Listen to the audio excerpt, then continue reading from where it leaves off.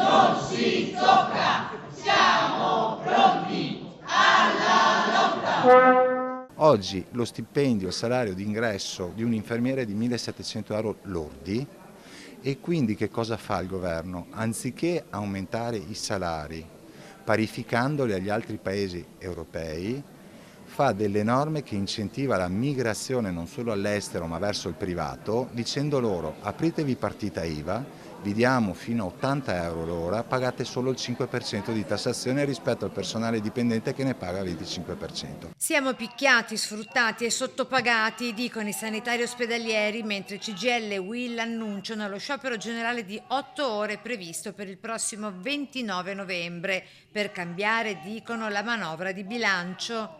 Faremo sciopero generale! Infermieri e operatori sanitari in presidio con la CGIL Veneto a Venezia per chiedere maggiori tutele e sicurezza sia fisiche che economiche.